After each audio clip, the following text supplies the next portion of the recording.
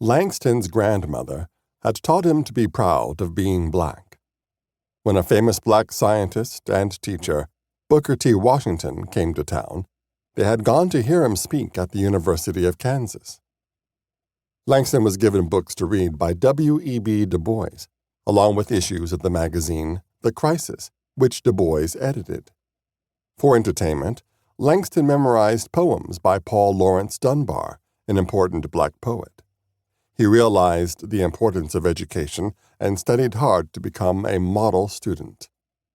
By 1916, Langston was yet again at a new school.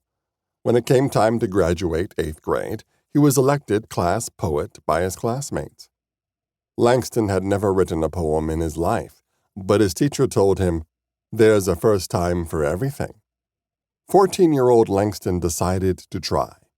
He wrote 8 stanzas, one for each of his teachers, and 8 more about his classmates. A stanza is a group of lines separated from others in a poem. The day of the graduation ceremony, Langston was nervous.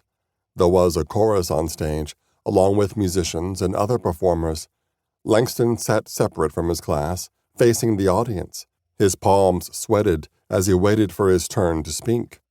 When he stood, his knees shook. Langston's mouth went dry.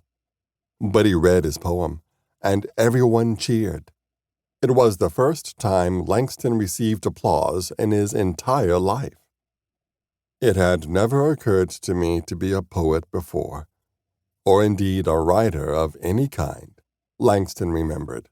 His grandmother had given him a deep love of stories and poetry, but always as a reader. Now Langston's dream was to be a writer. Langston moved once again, this time to Cleveland, Ohio, with his mother and stepbrother. He read more than ever, and soon he had several favorite poets. He admired the musical rhythms and rhymes of Vachel Lindsay, and the storytelling and poems by Edgar Lee Masters. He admired Carl Sandburg, who wrote free verse, poems that didn't rhyme or have a regular rhythm. Langston's favorite poet was Walt Whitman, who celebrated ordinary people and human experiences. Whitman's poems were free verse too, but with surprising rhythms all their own. They reminded Langston of how people talked at church, repeating phrases to keep his attention. Langston noticed the student magazine at his Ohio high school hadn't published writing by any of its black students. He decided to submit his work. At first, his poems were rejected, but Langston didn't give up. Eventually, the magazine staff accepted a poem. Langston had been published. Langston didn't notice at the time, but his earliest published poems used repetition, much in the same way that black religious folk songs called spirituals did. He had accidentally begun to invent his own style, which would come to incorporate other references to black culture, including blues and work songs. Just before Langston's senior year of high school, he received a letter from his father in Mexico. He invited Langston to come live with him for the summer.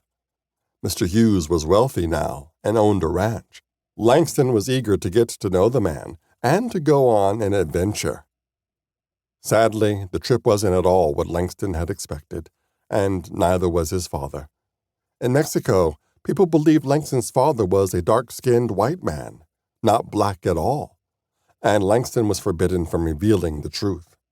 Even worse, he learned that his father hated black people.